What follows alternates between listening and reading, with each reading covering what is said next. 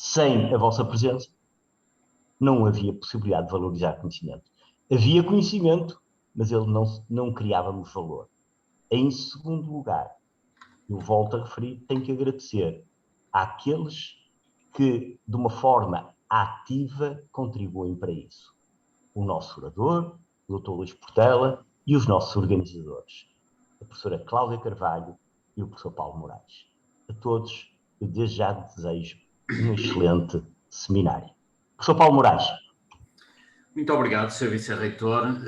Saúdos a todos muito rapidamente e muito em particular o nosso orador de hoje, o Dr. Luís Portela, que não vou apresentar, enfim, não vamos gastar tempo precioso que temos para o ouvir nas apresentações. Enfim, todos conhecem o Luís Portela como um empresário de referência em Portugal, mas está hoje aqui, não nessa qualidade, mas sobretudo na qualidade que se exige nesta reflexão, que é alguém que pensa Portugal, pensa o seu país, pensa o mundo com uma mundividência muito própria, e é nessa qualidade que o convidamos, agradecemos-lhe muito a sua presença e queremos, no fundo, perguntar-lhe quais são os caminhos da nação, que é essa a pergunta que está no âmbito destes seminários, e, portanto, Luís Portela, no seu entender, quais são os caminhos desta nação que nos acolhe nos próximos tempos. Tenho a palavra e muito obrigado. Muito obrigado à Universidade Portucalense por mais uma vez me ter convidado para estar hoje convosco, o que faço com gosto. Um cumprimento ao Sr. Vice-Reitor, professor Carlos Brito, e meus agradecimentos ao professor Paulo Moraes pelo convite, que sempre é ele que me dirige. Também cumprimento a professora Cláudia Carvalho. E então vou falar-vos hoje, resolvi chamar a minha intervenção Portugal, o desejável no pós-Covid.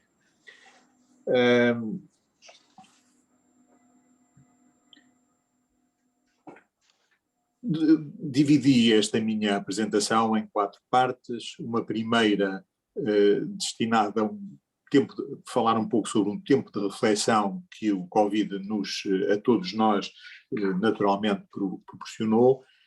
Depois falarei um pouco sobre como Portugal investiu na educação e na ciência nos últimos 25 anos. Depois sobre as eventuais razões porque é que os resultados desse investimento ainda não chegaram à economia e, finalmente, o que é que me parece desejável que aconteça, nomeadamente neste âmbito, em Portugal, no pós-Covid. Começando então pelo tempo de reflexão, eu diria que o Covid-19 nos mostrou, se era necessário ser mostrado, que afinal somos todos iguais. Iguais perante o Covid, iguais perante a vida. E se alguns poderão ter dúvida, eu penso que aqueles que passaram algum tempo nos cuidados intensivos, amarrados às máquinas, em luta pela vida, mais do que quaisquer outros, terão noção de que afinal somos todos iguais perante a vida. O Covid-19 proporcionou-nos um sentimento de fragilidade, proporcionou-nos um sentimento de incerteza muito grande, que se tem vindo, a ser diminuído graças ao trabalho da humanidade, nomeadamente da ciência e da saúde, que tem sido feito, mas essa fragilidade e essa incerteza desenvolveram um respeito mútuo entre os seres humanos e uma solidariedade entre todos. Para além disso, houve um tempo de facto de reflexão. Viemos para casa, estivemos em casa muito tempo, muitas vezes sozinhos, e então houve uma oportunidade de reflexão e de uma reflexão que nos focou connosco próprios, não numa reflexão muito voltada para o exterior, não numa reflexão muito voltada para os acontecimentos mais ou menos sociais, mas uma reflexão voltada para nós próprios e que terminou, em muitos casos, por nos focar no autoaperfeiçoamento.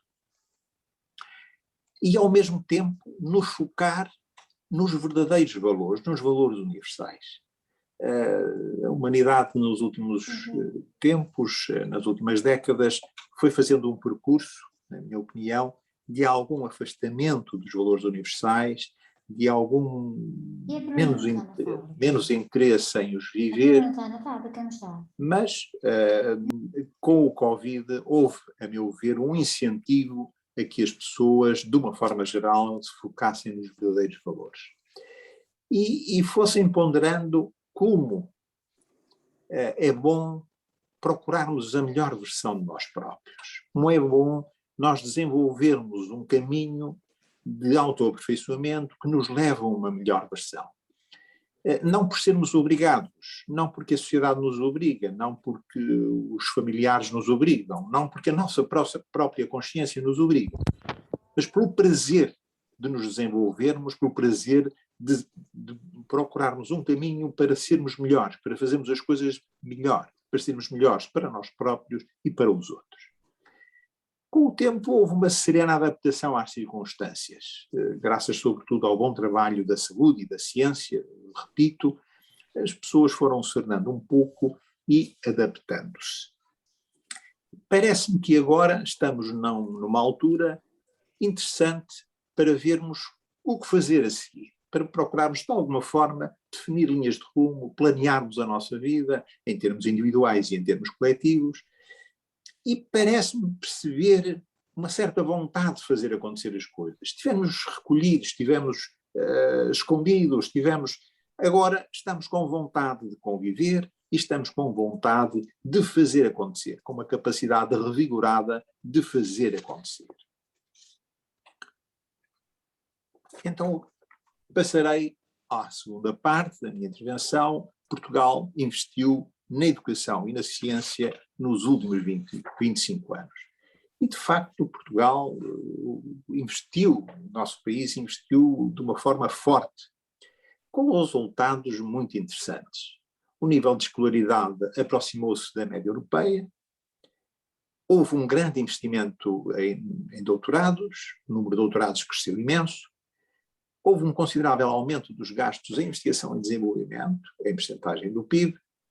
O número de investigadores é hoje em Portugal já superior à média europeia e a produção científica foi crescente e está hoje próxima da média europeia. Vou procurar nas próximas imagens objetivar as considerações que fiz. O nível de escolaridade aproximou-se da média europeia. É verdade. Vejamos que em 2000, nas linhas de cima, em 2000, Portugal tinha apenas 9% com pessoas entre os 25 e os 64 anos com o ensino superior completo. 9%. Hoje, Portugal, em 2020, Portugal tem 28%. Houve um crescimento grande e uma aproximação à média da União Europeia, como podemos ver na imagem. Noto que, em termos da população sem o ensino secundário completo, Portugal tinha 81% em 2000, melhorou significativamente, hoje tem 45%, mas vejam como ainda estamos bastante longe da média europeia, que é de 21%.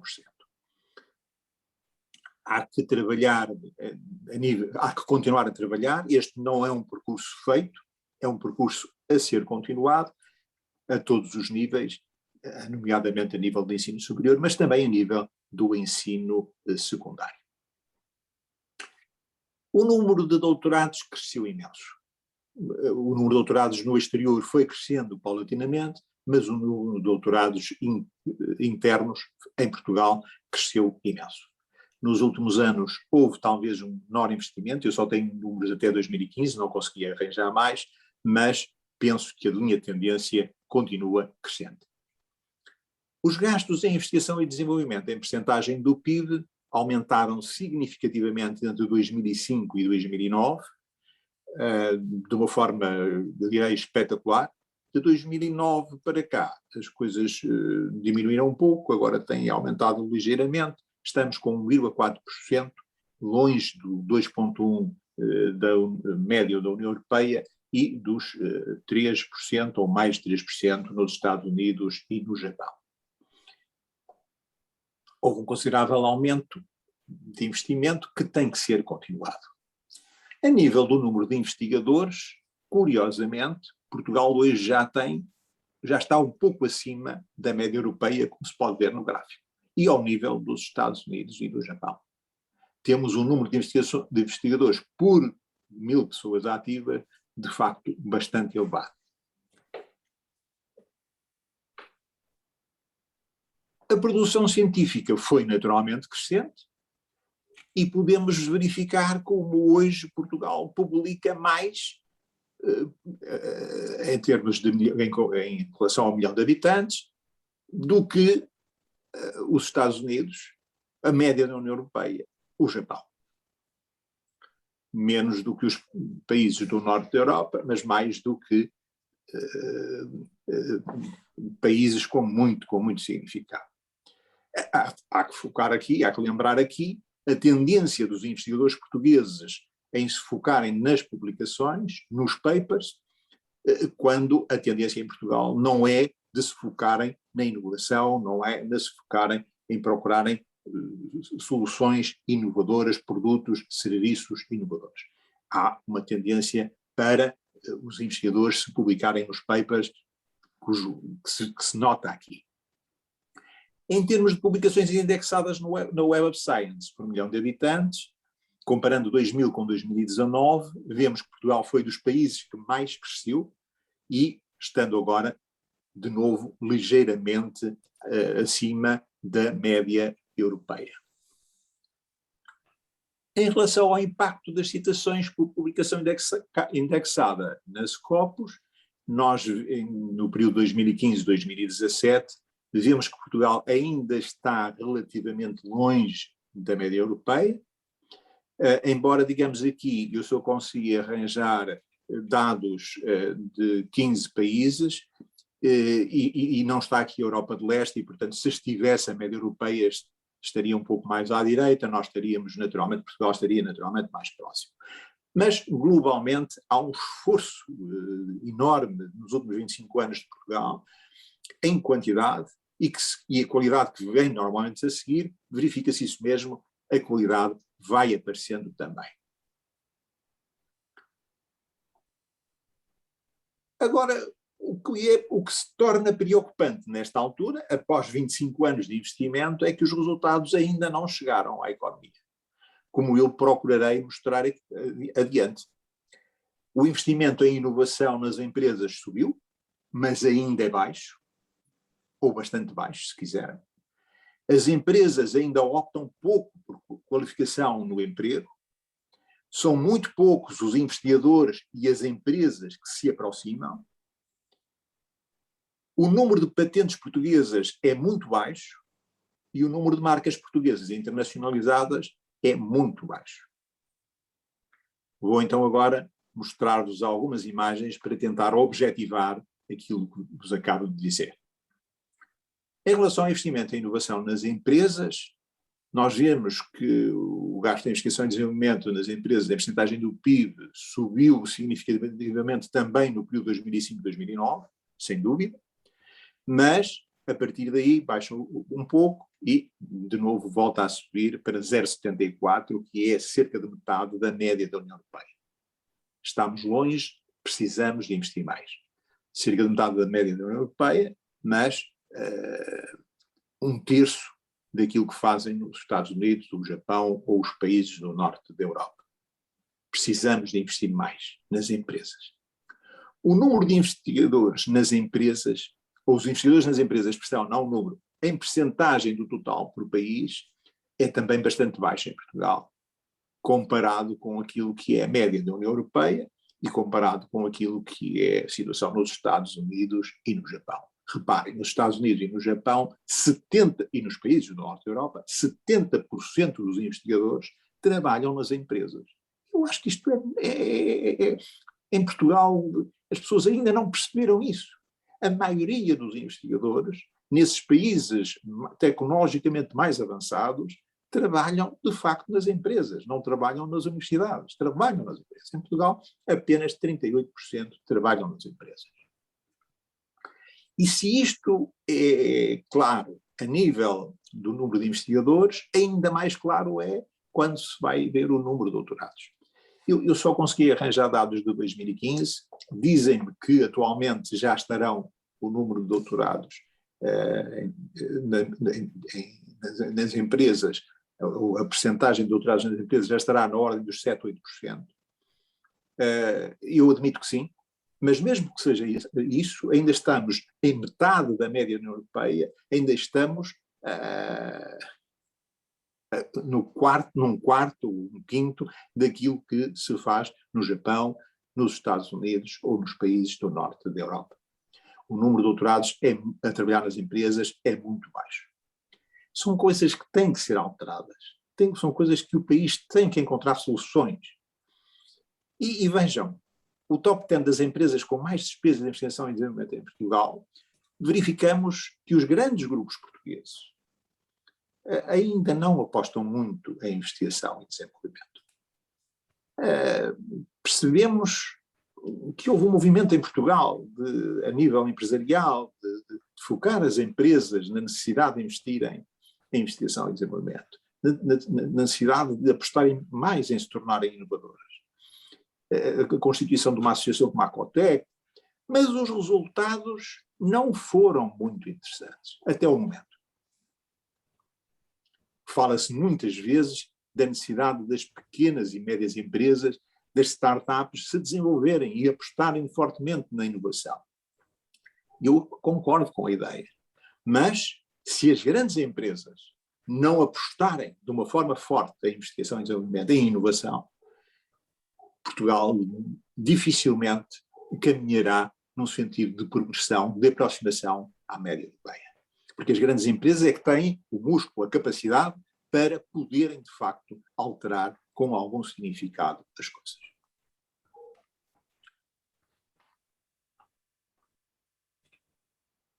Gostaria de vos apresentar agora os resultados de um estudo da Accenture para a AEP, muito recente, publicado já este ano, em 2021, e que nos mostra, de facto, estes calcanhares daqueles tão claros no nosso país. A colaboração em investigação e desenvolvimento, portanto, a questão que se era colocada era com frequência colaboram os académicos com as empresas. Colaboração em investigação e desenvolvimento. Em Portugal, 69% dos investigadores nunca colaborou com empresas. Na União Europeia, apenas 20%. Colaboram frequentemente em Portugal 10%, na União Europeia 35%. Em termos de consultoria, em Portugal, 76% dos investigadores nunca realizou qualquer espécie de consultoria às empresas. Na Europa, 23%. Em Portugal, 6% dos investigadores realiza frequentemente consultoria. Na Europeia, 25%. Em termos de comercialização de investigação e desenvolvimento, 81% dos investigadores portugueses nunca participou em qualquer tipo de preocupação de comercialização de investigação e desenvolvimento. Na União Europeia, 46%. Em Portugal, 3% ou 3,1% participa frequentemente. Na União Europeia, 9%. E depois a mobilidade dos profissionais. Em Portugal, 83% dos investigadores nunca saiu do seu cantinho, nunca saiu da instituição de trabalho. Na União Europeia, são 49%. 2,4% dos investigadores portugueses mobiliza-se, passa de uma instituição para outra, na União Europeia, 7,5%. Eu acho que vale a pena ponderar estes números.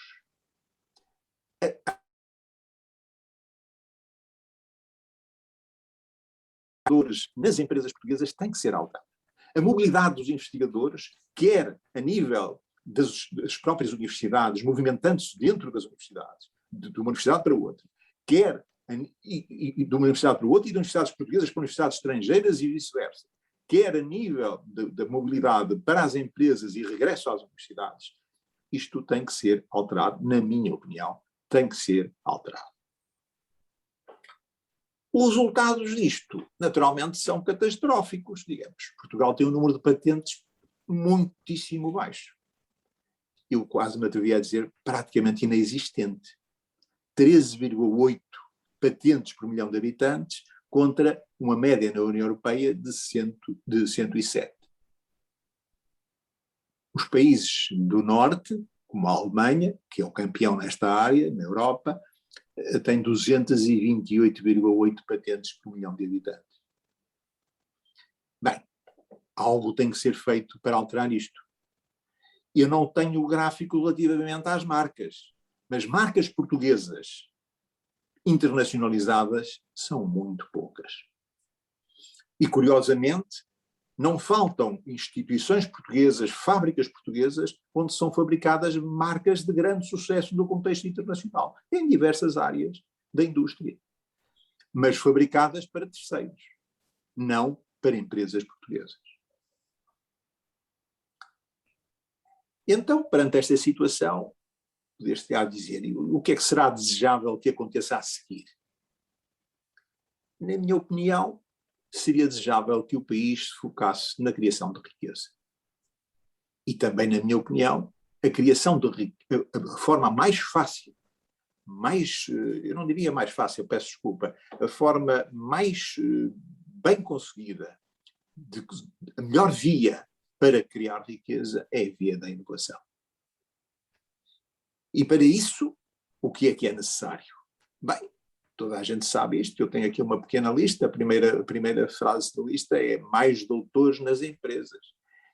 Sabemos isto há muitos anos, temos falado nisso, já houve medidas, enfim, eu sugiro aqui mais uma vez uma medida semelhante à que foi adotada há alguns anos atrás não teve grande sucesso, eu acho que as empresas não estavam focadas nisto, talvez hoje já possa ter sucesso, mas a mim parece-me que se as empresas, se o Estado assumisse 75% dos encargos com as novas admissões de doutorados nas empresas durante os 3 primeiros anos, os doutorados teriam aqui uma oportunidade de mostrarem que valem, quer às empresas, quer ao Estado, e poderíamos, a partir daqui, arrancar para uma nova fase de dinamização da inovação a nível empresarial. Muito se fala de aproximar universidades e empresas, e haverá uma lista grande de como fazer isso. Como seria importante aumentar o número de projetos conjuntos entre universidades e empresas, o número de doutoramentos empresariais, os estágios nas empresas, os serviços prestados quando não se concedem projetos conjuntos ou não se conseguem doutoramentos empresariais, que pelo menos que as empresas procurem as universidades para que elas lhe prestem serviços, universidades, os institutos de investigação, lhe prestem serviços no sentido de encontrarem soluções de melhoria dos seus produtos ou serviços, ou de descoberta de produtos ou serviços melhores, mais competitivos, mais de acordo com as necessidades do mercado. A facilitação de fluxos de investigadores entre as universidades e as empresas, entre Portugal e o estrangeiro, eu acho que é absolutamente crucial criar uma dinâmica em Portugal semelhante àquilo que acontece nos Estados Unidos, na Alemanha, no Reino Unido e em tantos outros países. Para tudo isto é necessária uma valorização académica da investigação realizada nas empresas, que infelizmente em Portugal não existe. E enquanto não existir, muitos académicos terão dificuldade em se sentir incentivados para fazerem um trabalho de investigação também do lado das empresas.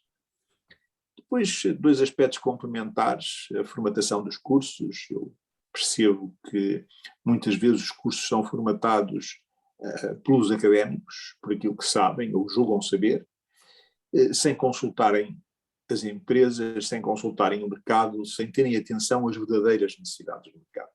E a mim parece-me que na altura da formatação dos cursos seria bom ter em consideração todo o envolvente e não serem feitas apenas de acordo com as ideias dos académicos. Ao nível da gestão, percebo que em Portugal nos últimos anos houve uma preocupação de trazer gestores para apoiarem a gestão a nível da universidade, mas penso que os passos que foram dados são passos pequenos. Penso que há muita gente ainda do lado das universidades que não gosta da ideia de ter gente de fora a interferir na gestão das universidades. e acho que é uma pena. Acho que, respeitando as instituições universitárias, gestores de qualidade poderiam ser muito úteis a apoiar nos conselhos gerais, enfim, nos órgãos criados nos últimos anos, em que há uma possibilidade de interferência dos civis na gestão das universidades.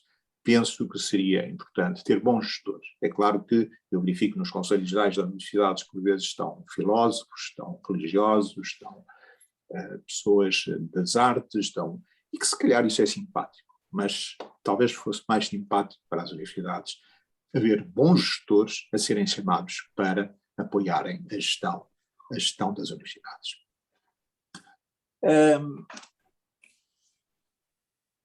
Já falei nisto há pouco. Parece-me que é absolutamente crucial conquistar as grandes e as médias empresas portuguesas a investirem na inovação.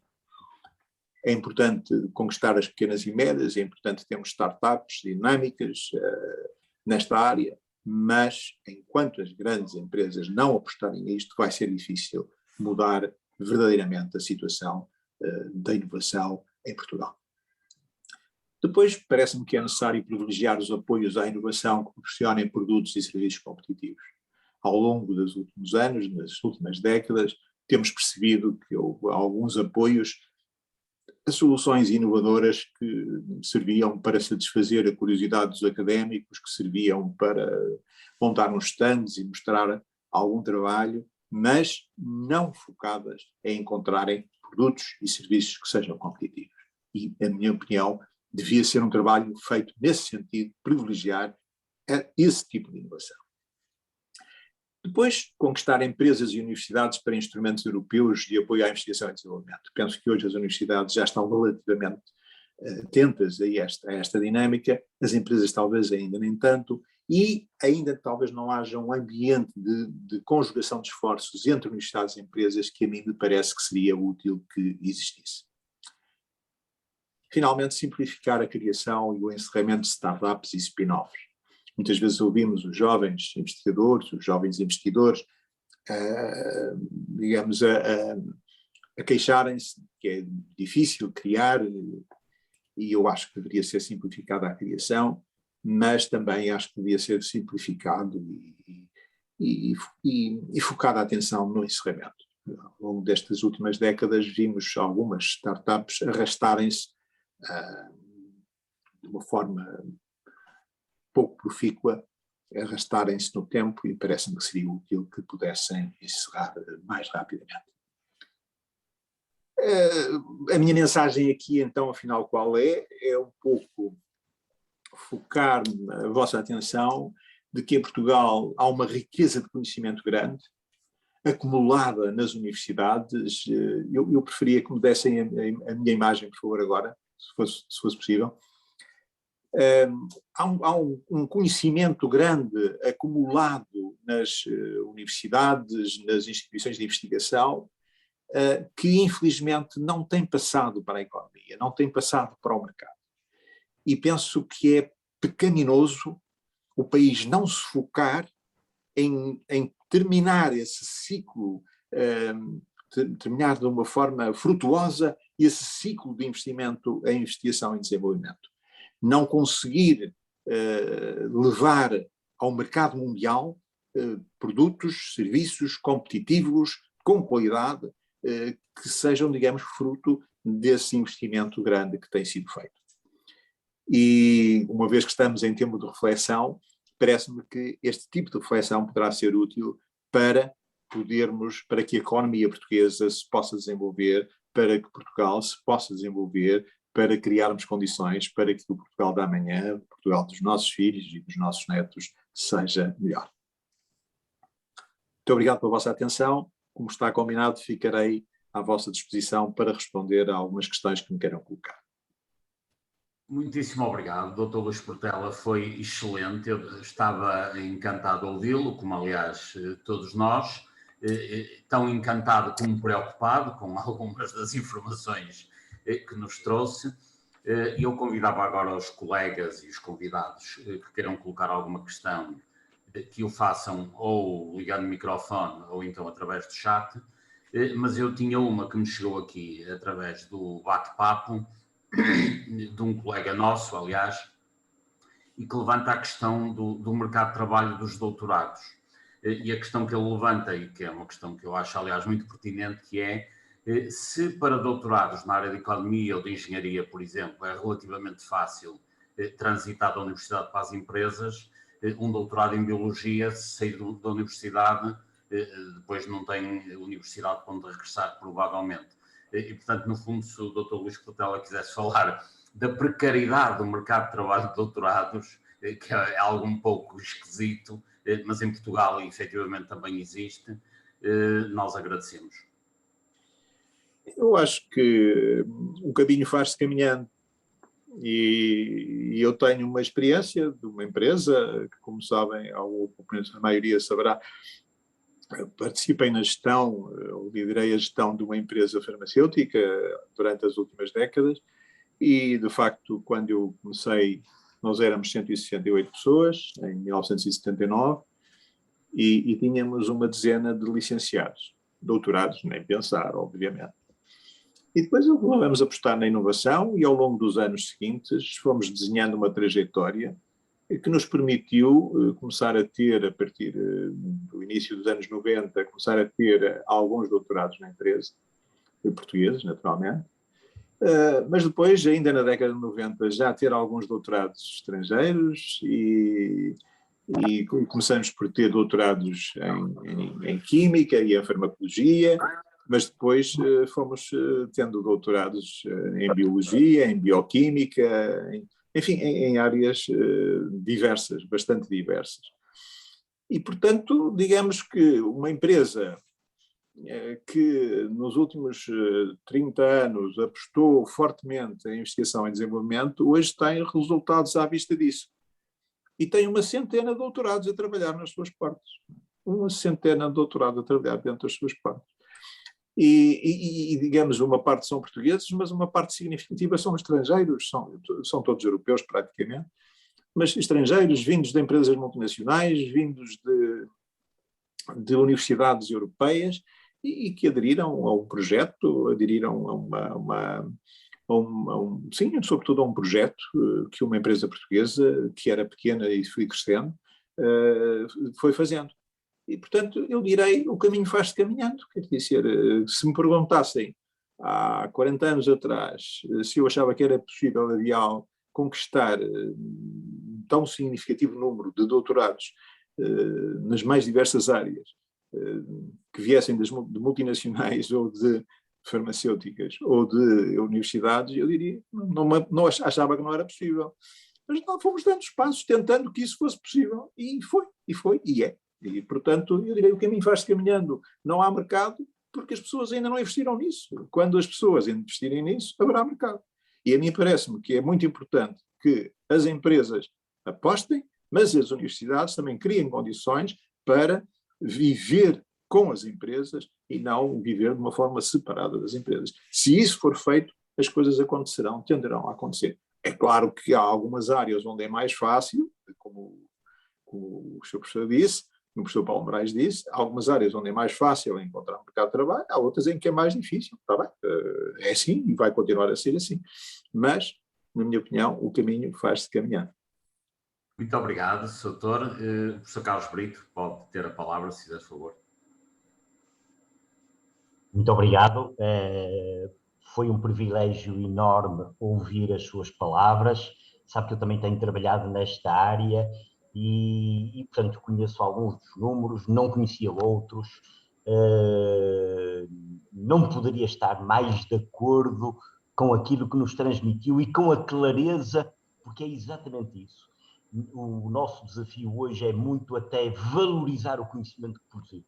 Portugal não se pode dar ao luxo de produzir a quantidade de conhecimento científico que o faz anualmente e depois não ser capaz de transformar isso em produtos e serviços competitivos. E uma das razões que eu creio que está por trás desta dificuldade em articular as empresas com as universidades, para além de muitas outras, até de natureza legal, carreiras universitárias, etc., eu penso que há aí um aspecto que o doutor referiu, mas que gostaria de saber melhor até a sua opinião, que é a diferença de mindset. As universidades têm uma cultura mais virada para o ensino, para as aulas, para as provas orais, para os papers, portanto, mais até eu diria, uma perspectiva menos económica das coisas, que aliás no estudo da Accenture eu creio que isso se revelava, mais de longo prazo. O professor universitário pensa sempre que pode colaborar com a empresa, talvez lá no Natal deva ter tempo. E as empresas precisam das coisas para ontem. Precisam para ontem, têm horizontes temporais curtos, e têm uma perspectiva muito de produtividade e de rentabilidade. E, portanto, nem sempre é fácil pôr estes dois mundos que têm culturas diferentes a colaborar. Diga-nos, Sr. Doutor, o que pensa sobre isto, dada a sua experiência dos dois lados. Muito obrigado, professor Carlos Brito. Eu acho que, em vez de teorizar sobre as coisas, é melhor dar um exemplo prático, não é? Quer dizer, e eu, de novo, dou o exemplo da Bial. Nós fomos conseguindo, ao longo dos anos, desenvolver um projeto inovador com a colaboração dos académicos. E deixe-me dizer-lhe que em 1990 e tal, o ano 2000, era-nos difícil ir buscar um doutorado às universidades portuguesas, era-nos difícil conquistar as pessoas com valor. Os jovens doutorados queriam ir para outros sítios, não queriam ir para a Bial. E, senhor professor, hoje em dia não é assim. Hoje em dia, quando nós colocamos um anúncio, aparecem-nos dezenas de respostas, aparecem-nos às vezes centenas, em alguns casos, bem, centenas para doutorados não, mas dezenas de respostas. E ao contrário, quer dizer, nós temos já alguns dos melhores alunos que estão a sair das universidades e que estão a bater-nos à porta e a perguntar se não é possível arranjar um lugar e não sei o quê, gostariam muito. Bem, portanto, é um caminho que se faz caminhando, quer dizer, eu não tenho uma solução, não tenho uma fórmula, mas acho que quando a nível empresarial se aposta, e eu estou convencido que, por exemplo, se alguns dos maiores grupos económicos portugueses resolverem apostar de uma forma mais séria, mais forte em inovação, logo a seguir se cria essa imagem e logo a seguir vem faz fila de doutorados que também querem participar aí. E depois, digamos, em Portugal ainda não há hábitos das pessoas, dos investigadores irem às universidades e depois voltarem para as empresas. Ainda não há esses hábitos, a meu ver, porque de facto, não havendo dinâmica do lado das empresas, não puxa, não se torna atrativo. E por outro lado, a própria universidade, não valorizando convenientemente a investigação que se faz do lado das empresas, também não está a ajudar. Não é? Portanto, eu acho que é um caminho que se fará caminhando, mas, digamos, numa conjugação de esforços. Eu estive na Universidade do Porto durante 4 anos no Conselho Geral e percebo que as universidades e as universidades mais antigas são muito conservadoras nestes pontos de vista. Talvez a Universidade de Minho, a Universidade de Aveiro, as universidades mais recentes são mais hábeis, são mais ágeis, disse hábeis, não queria dizer ágeis, não são mais ágeis, são mais abertas. As universidades mais antigas parecem que são mais conservadoras e ainda bastante fechadas em si, ainda fechadas no seu cantinho, na sua quintinha e pouco disponíveis para se abrirem ao exterior. É um caminho que tem que ser feito, a meu ver, e portanto parece-me que ao governo, à política, aos ministérios, aos diferentes ministérios, conjugarem esforços no sentido de tornarem esse caminho possível. E eu utilizei há bocadinho a palavra pecaminoso, não foi de qualquer maneira. Eu acho que é pecado termos o conhecimento que temos, termos a capacidade de desenvolver mais conhecimento e não o adaptarmos, não usufruirmos do benefício disso com novos produtos, com novos serviços que sejam competitivos a nível global. Muito obrigado, Sr. Doutor. Tinha aqui uma questão para lhe colocar, que vem de uma pessoa que está no painel, que é empresário, e que pede para se referir, o Sr. Doutor disse que haveria que conquistar as empresas portuguesas para os instrumentos europeus de investigação e desenvolvimento e que sugestões têm nessa matéria? Não, digamos, não tenho nenhuma sugestão concreta, digamos, acho que hoje em dia Bruxelas tem disponibilizado, nos últimos anos, Bruxelas tem disponibilizado verbas interessantes para o apoio à investigação, para o apoio à inovação, e acho que os empresários portugueses estão muito atentos, têm estado muito atentos às verbas que estão disponibilizadas a partir de Lisboa, e eu acho que há muitos empresários, felizmente, e acho muito bem, que estão muito atentos a isso, como ir buscar algumas verbas aos pacotes que o país oferece, mas parece-me que ainda há pouca atenção a ir ver o que é que Bruxelas oferece. Não tenho nenhuma sugestão concreta. A sugestão será passarem a estar mais atentos ao que Bruxelas oferece e verem se têm condições, ou reúnem as condições, ou podem reunir as condições para ir também a Bruxelas buscar. Nós, Bial, não temos aí ainda uma experiência muito grande, mas já temos conseguido ir buscar algum dinheiro a Bruxelas, o que me parece interessante. E como parece-me que há uma tendência crescente, nomeadamente depois do comissário Carlos Moedas, de haver um aumento significativo das verbas que a União Europeia disponibiliza para a inovação, acho que o país deve estar atento a isso e deve procurar. Algumas universidades portuguesas percebo que têm estado atentas e que têm ido buscar verbas significativas, e alguns investigadores verbas significativas, do lado das empresas parece-me que ainda nem tanto. E é essa a sugestão que eu faço. Muito obrigado, Sr. Doutor. Passava a palavra à minha colega que organiza estes seminários conjuntamente, doutora Cláudia Carvalho. Obrigada. Dr. Luís Portela, é de facto um gosto ouvi-lo, aprendo sempre imenso, que tenho o gosto de ouvir. E eu estava aqui a pensar no título desta sessão e no pós-Covid. Uma das alterações ao mercado do trabalho que esta pandemia trouxe é de facto o teletrabalho. Uns gostam mais, outros gostam menos, mas é uma realidade que eu penso que estará para, de alguma forma, ficar.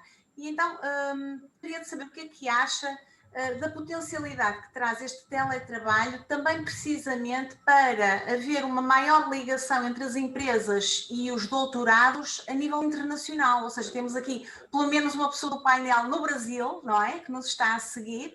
Então, será que o teletrabalho vai também ampliar, digamos, as possibilidades das empresas trabalharem com doutorados noutras áreas do globo? Será que isto é uma realidade ou será mera ficção? Eu peço desculpa, não quero ser aborrecido por ir buscar o exemplo da Bial, porque é o exemplo de uma empresa, é um exemplo concreto, pragmático, de uma empresa que eu servi durante muitos anos e que conheço bem. E repare, nós hoje em Bial temos 170 investigadores, o que para uma empresa da nossa dimensão é interessante, e em Portugal penso que ninguém tem tantos investigadores ao seu serviço, não é? E não há dúvida que esse número e a qualidade dessa equipa de investigadores tem sido absolutamente fulcral para o desenvolvimento do nosso processo. Mas há outra coisa que nós fomos fazendo ao longo do tempo. Talvez tenhamos sido um pouco pioneiros, pelo menos em Portugal, a fazer isso. Mas até no mundo da indústria farmacêutica temos sido um bocadinho pioneiros. Nós, nos últimos 30 anos, colaboramos, ou tivemos a colaboração de, eu não tenho o número de cor, mas mais de 160 instituições de investigação, um pouco pelo mundo todo. Começamos com Portugal.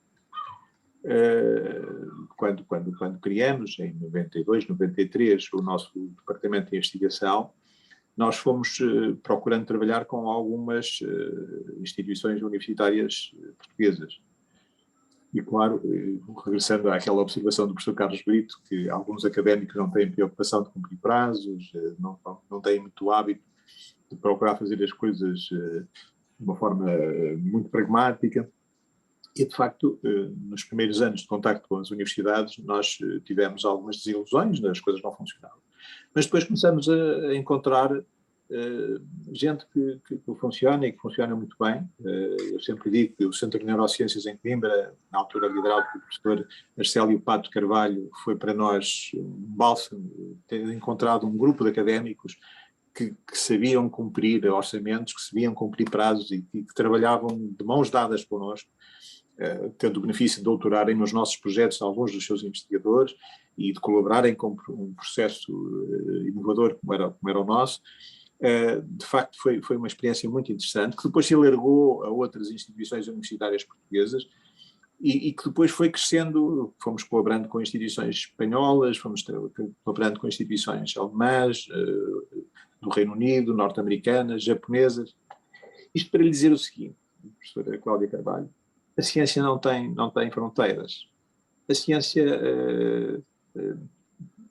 faz-se quando se quer fazer. E nós, eu não sei porque é que estou a ver... estou a ver os números de Bial. Está aqui a resposta para a questão que eu tinha colocado. Portanto, Bial colaborou com 161 instituições, das quais 22 universitárias, de 25 países, nestes últimos anos. Muito obrigado. Eu perdi-me um pouco.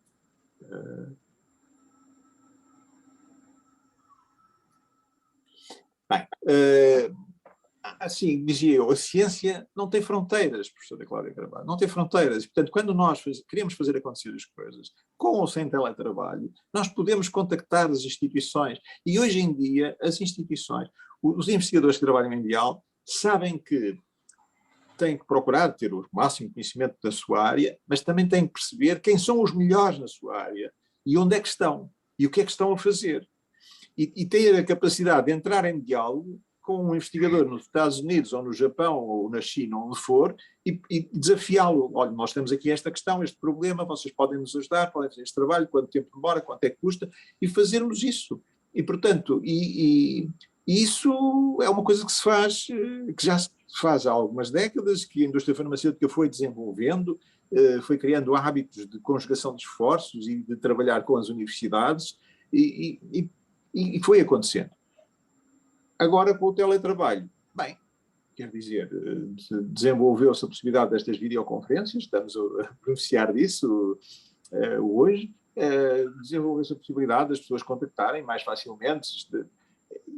Se me pergunta, ajuda, mas eu direi, mas não é, na minha opinião, não é essencial. O essencial é que nós nos mentalizemos que a ciência não tem fronteiras, que nós nos mentalizemos que quando queremos trabalhar em conjugação de esforços com outros, temos que dar os passos necessários. E às vezes os primeiros passos são mal sucedidos, como tudo na vida. Então temos que insistir, temos que persistir até conseguir. E quando conseguimos, depois as coisas desenvolvem-se aqui, ali e acolá. E, portanto, veja, uma empresa portuguesa, que nem sequer é uma grande empresa no contexto internacional, é grande em Portugal, mas no contexto internacional é uma empresa média, nós temos tido, desde quando éramos mais pequenos, não foi desde agora, desenvolver a capacidade de relacionamento com tantas instituições de investigação e desenvolvimento. E depois aparecem uns teóricos a dizer, mas é muito difícil fazer a ponte entre as universidades e as empresas e tal. É difícil fazer quando as pessoas não querem fazer. Porque quando querem fazer, fazem. Nós não fizemos uma ponte, fizemos muitas. Nós criamos uma rede. E eu acho que é na rede de conhecimento que se desenvolvem os projetos mais feitos. O teletrabalho vem ajudar a isso. Muito obrigado, Sr. Doutor. O nosso tempo está-se a esgotar, mas eu não queria deixar de dar a palavra ao Gilberto Santos. Pedia-lhe alguma moderação no tempo, mas tem a palavra. Bom dia a todos. Eu nunca me vi tão identificado com uma apresentação como a que fez o Dr. Luís Portela, não é? Portanto, tocou aqui em pontos fulcrais que nos fazem muita falta. E gostava de complementar assim alguns mais. Nós temos, em Portugal, temos ciência, de facto, mas o que cria riqueza não é a ciência em si, o que cria riqueza é a tecnologia. E não haverá inovação, por muita ciência que se faça, se nós não tivermos tecnologia. Ou seja, transformarmos o nosso conhecimento em produtos, e isso é feito através da tecnologia. E depois, se esses produtos forem aceitos pelo mercado, então nós temos inovação. Pronto, isto é o que nos falta. A nível das patentes, é uma pobreza franciscana, de facto. Nós tivemos em 2020 148 patentes no European Patent Office, a Suíça teve 8.250. Portanto, não tem comparação possível. Nós somos 10 milhões e eles são 8 milhões e meio. Portanto, não é que Portugal seja um país pequeno, é um país mal governado e que não tem políticas. É esta a situação. Tinha aqui outro número que eu inclusive publiquei num paper meu. A unidade do conhecimento é mais barata no Japão e na Coreia do Sul, 44 vezes mais barata do que em Portugal. Porquê? Porque o que investem eles em ID, retiram de lá a tecnologia. Nós não tiramos nada, nós tiramos papers. E se nós formos ver o que é, por exemplo, o MIT Portugal, eu tenho um artigo de um alemão, suponho que é assim, nós temos 20 mil papers de 6 mil autores e patentes. E de que é que trouxe para a economia? E é aquilo que o Dr. Luís Portela dizia, não chegou lá ainda, portanto é aí nós que temos de investir, não é? Um bom exemplo a seguir seria, por exemplo, o da Coreia do Sul. Em 1960 tinha um PIB como o Ghana, com 3 produtos, foi automóveis, barcos e eletrónica de consumo. Consegue hoje ser a 11ª economia mundial e duplicou dentro de fronteiras em 50 anos. O número da população passou de 25 milhões para 50 milhões, com 3 produtos, para além de outras coisas, não é? Mas isto foi o necessário, não é? Portanto, eu fazia aqui um desafio ao Dr. Luís Portela, que era transformar essas suas ideias tão valiosas num livro e desassossegue mais ainda. Era importantíssimo. Para além destas conferências que são importantes, desassossegue mais ainda, porque é isso que nos faz falta. Muito obrigado pela sua apresentação. Muito obrigado, Sr. Dr. Luís Portela, quer fazer um pequeno comentário final a tudo isto, antes de eu fechar mesmo a reunião? Muito obrigado, nomeadamente esta última intervenção. Muito obrigado. Estamos em sintonia. Eu direi que se o Japão é um bom exemplo, a Coreia do Sul é talvez o melhor exemplo a nível global de como uma aposta em ciência e em tecnologia. De facto, talvez tenha poucas vezes falado na palavra tecnologia, mas concordo, a tecnologia é importante. E acho que em Portugal, do lado universitário, nos últimos anos foi feito algum percurso nesse sentido. Hoje, nomeadamente a nível dos politécnicos, nós estamos claramente melhor servidos do que estávamos há 2 ou 3 décadas atrás. Portanto, parece-me que não é por falta desse aspecto do lado da universidade que não temos capacidade para podermos tornar-nos numa economia inovadora, numa economia mais competitiva a nível global. A Coreia do Sul é um exemplo fantástico. E acho que se nós conseguíssemos focar-nos naquele caso concreto e buscar alguns daqueles elementos para pôr ao nosso serviço, seria bom. Acho que, para mim, é difícil de entender como é que, ao longo das últimas décadas, o país foi capaz de ter uma política de ciência tão bem conseguida e tão bem realizada. Claro que o professor Mariano Gago foi muito importante, mas a professora Graça Carvalho e outros que passaram também foram muito importantes em não destruírem aquilo que foi feito pelo professor Mariano Gago. Muitas vezes os ministros, quando chegam, a primeira coisa que fazem é afastar aquilo que os anteriores fizeram, ao dar continuidade e, portanto, ao respeitarem e ao darem continuidade à política de fundo que estava a ser conseguida. E eu acho que é impressionante como é que do lado da ciência nós tivemos um percurso tão bem organizado e tão bem e com os resultados que estão à vista, e como lado da economia nós tivemos umas dezenas de ministros ao longo destes anos e não tivemos um que agarrasse e definisse uma política de desenvolvimento para o país. Não é? É impressionante. Não é?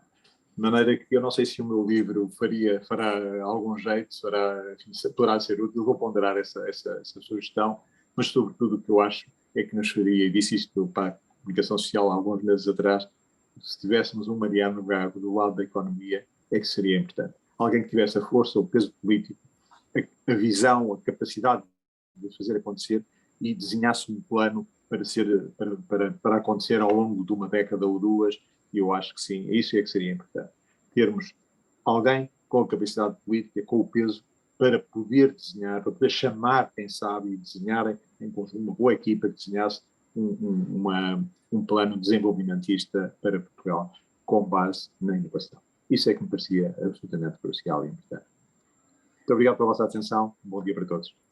Doutor, muito obrigado. Muito obrigado ao Dr. Luís Portela pela excelente aula que nos deu aqui na nossa universidade.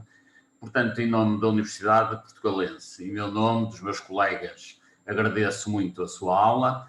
Agradeço a todos os nossos convidados terem se juntado mais uma vez a nós. Temos aqui já um grupo de militantes dos nossos webinars, a quem agradecemos muito a presença e o apoio. Continuaremos esta nossa troca de ideias e partilha de conhecimentos subordinada ao mesmo tema em setembro. Em agosto fazemos aqui um pequeno break. Na primeira sexta-feira de setembro cá estaremos. Receberão oportunamente convite e contamos com todos mais uma vez. Um bom dia, bom fim de semana e a última palavra é do Dr. Luís Portela. Muito, muito obrigado. Bom dia. Bom dia. Obrigado.